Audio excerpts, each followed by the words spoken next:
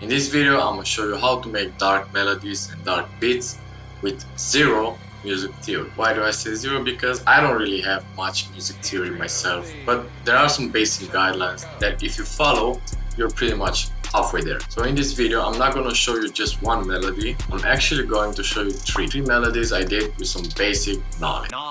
Before we start, give this video a like, subscribe to my channel, it will help me a lot in the future, and let's jump into it. So here is the first melody, let me show you a preview.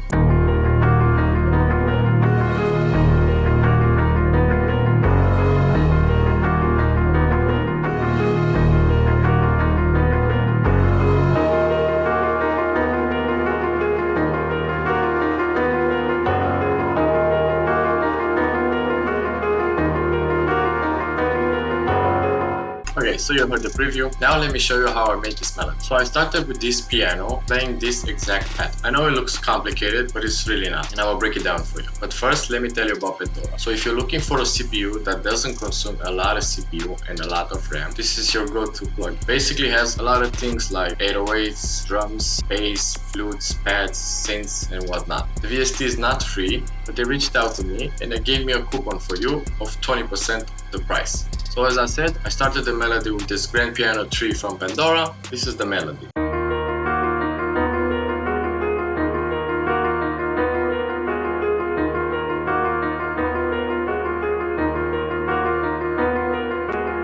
Now I know it looks complicated, but let me break it down for you and I'm gonna show you why this is simple and easy. So first thing first, we're in the key of F minor. We go to the view, scale highlight, and select F and minor natural. So this is the scale. Now you're in the scale of F minor, and if you want to stay in the scale, use the light gray areas, not the dark gray ones, because those are out of scale. Now if you're going for a dark melody and a dark vibe, pretty much what can you do is stick to the notes that are close. So in this case, these notes will always sound good together because they give the melody the tension that it needs to in order to sound dark. And of course, you can always lay down your root note because it will sound good anyway. Now, if you're using the notes that are not close to each other, like these ones, the melody will still sound dark, but not as dark as without them. So you can use these notes as some kind of transition between notes. So in my example, we have the note F as the root note, and then all the notes are close to each other except for this A sharp minor at the end because it's used as a transition. So if you're sticking to the notes close to each other and the root note, it's definitely gonna sound dark. Let me transpose this down for you and you see that I'm right.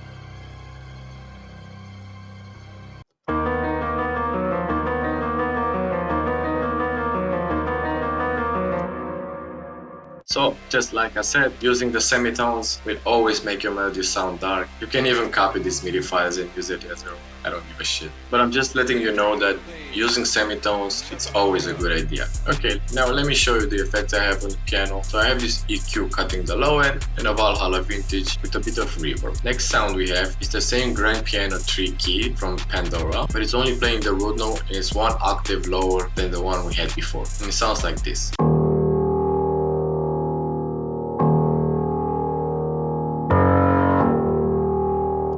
Why am I using the same VST twice? Because this one is processed differently. It doesn't have the reverb on it, it only has the EQ.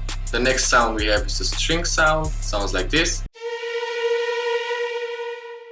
It's a one-shot sound. I don't know exactly from what kit it is, but it's only playing on the root note. It sounds like this.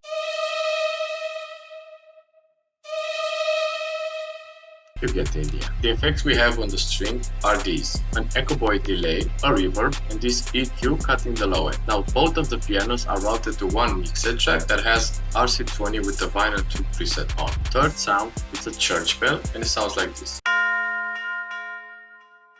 The bell is following the root notes of the piano. It sounds like this.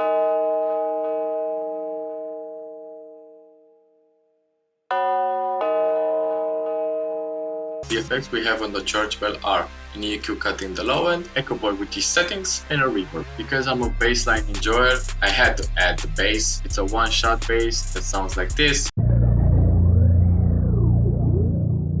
Again, following the root notes, and it sounds like this.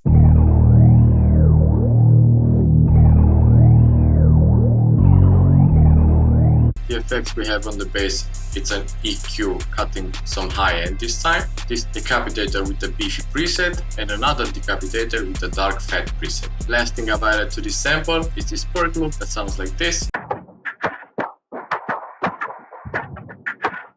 Just to give it some bounce. And as a final touch, all the sounds are routed to the same mixer track that has this Ozone 9 with some excitement and some imager, this limiter to make it louder, and this sound shifter pitch stereo. So when we started, the melody was in F minor and now it's in D sharp minor. And there you have the first melody. Let's quickly throw some drums on it and let me show you how it sounds. Andrew, please shut the fuck up.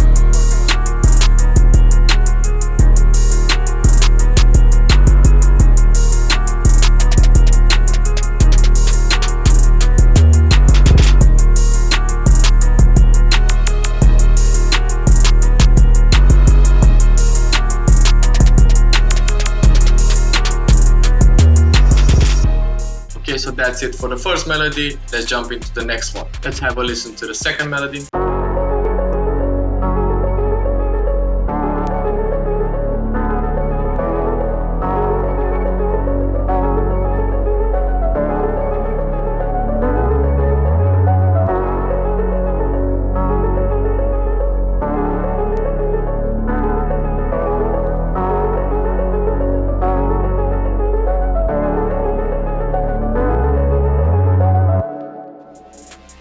Okay, so you heard the sample, now let's jump into how I made it. So again, I started with the piano, the grand piano 1 from Pandora again, following this melody in the scale of F sharp minor. You can see the same principle as the first melody applies here. We're sticking to the semitones and only use the notes that are not close to each other as transition notes. You can see that here and also here up top. But besides these, all other notes are either the root note, F sharp, or notes that are close to each other. And as you can see, even though we added some extra notes on the second half of the loop, it still sounds dark, but it gives it more notes to play with.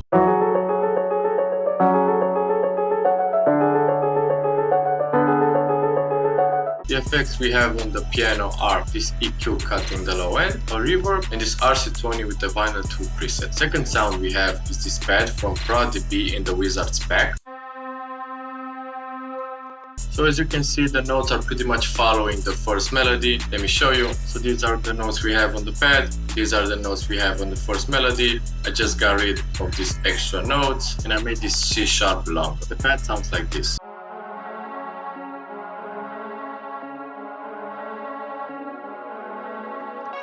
The effects we have on the pad are this halftime, this EQ cutting some low end and some high end, because the halftime gave it a lot of low end, and this reverb. Third sound we have is this reverse piano, and it sounds like this.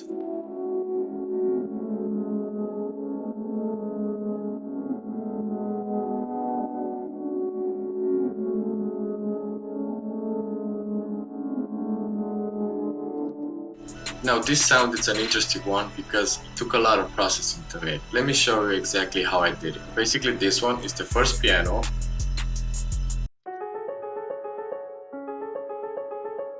But from 2 bars I stretched it out to 8 bars and then I reversed it.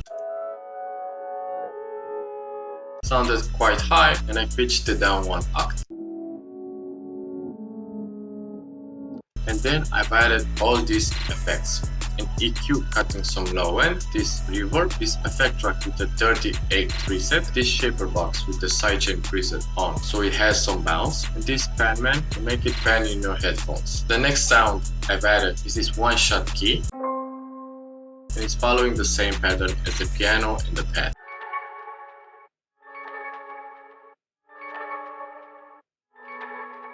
So again, the processing is very important on this one. We have an EQ cutting the low end. We have this portal with the Sound Lab crying effect, a Valhalla vintage verb, and another shaper box with this sidechain preset on. This one is much larger because I wanted to stop the first bell sounds. This is how it sounds without it, and this is how it sounds with it. Next thing I did, I chopped up this texture sound.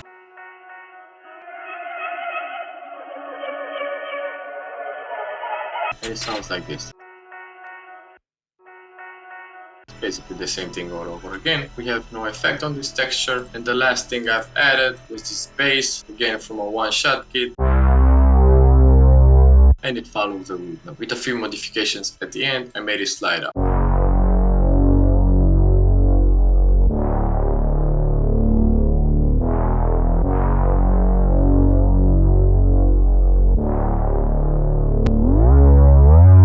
Again, all the sounds are routed to one mixer track where I applied some excitement in the high and the mids, some imager, same areas, this Kramer Tape Studio with the Master Crunchy preset, this Develox to make it a bit distorted, and this limiter to make it louder. So there you have the second melody. Again, it sounds dark and it doesn't require much music theory. And let me show you how it sounds in a bit.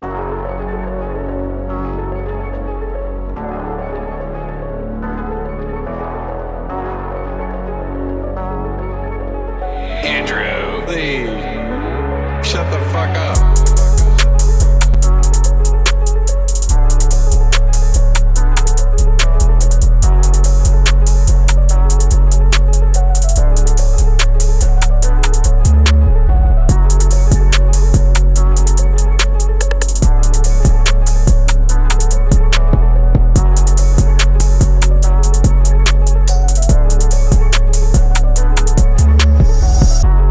Okay, so we're done with the second melody. Now let's jump with the third and last one. Let me show you how it sounds.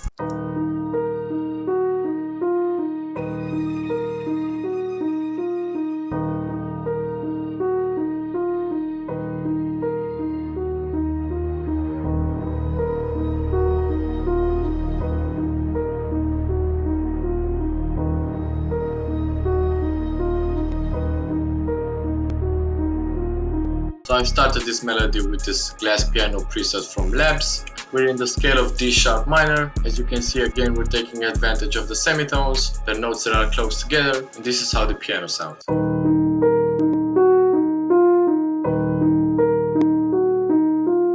Pretty simple, nothing complicated. We have no effects on the initial piano. Second sound we have is this reverse synth.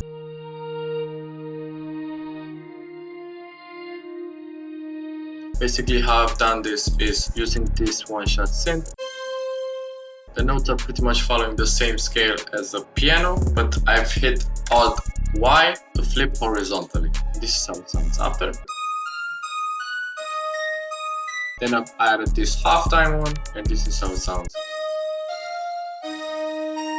After that I rendered the melody out, stretched it from 4 bars to 8 bars, reversed it and pitched it down 1 octave. And there you have it.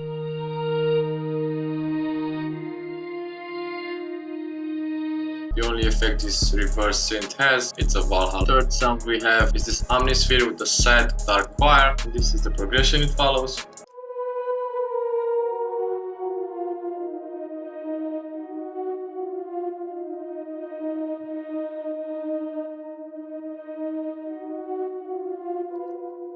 The effects we have on the choir are an EQ cutting the low end, this shaper box with the sidechain preset, and this Valhalla vintage for third sound are these scary strings from Labs again, only playing on the root note and 1 octave higher. We have no effects on that. Next sound we have is this one shot from Daniel Taylor's pack. I don't know how the pack is called, but this is how it sounds. The effects we have on that are a reverb and this pan main to make it pan left and right. Next sound we have is this texture apparition in the piano tree from Omnisphere. It's only playing on the root note and it sounds like that.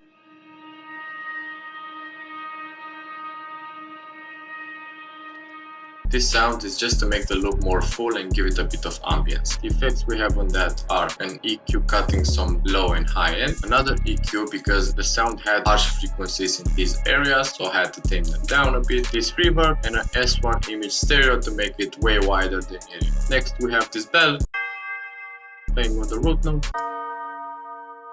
And for effects we have a reverb and this echo boy with the ping pong and this settings. Okay, so the last sound I've added was this bass.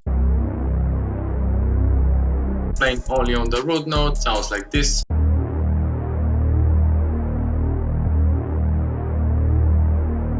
And to make the loop more interesting, I've automated the volume so it doesn't start when the loop starts, but it comes only on the second part of the loop.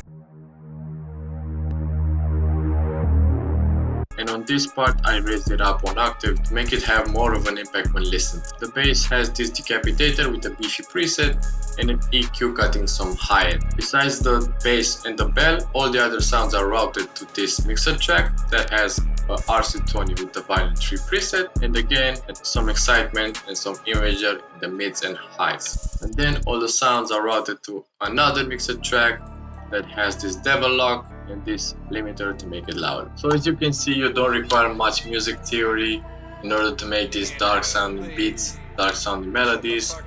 All you have to do is follow some guidelines, some simple steps, and there you have it. I hope this video was helpful for some of y'all. So there you have the third and last melody. Let me show you how it sounds in a beat. Once again, give it a thumbs up, give me a subscribe to my channel. It will help me a lot in the future, and I'll see you in the next video. Bye!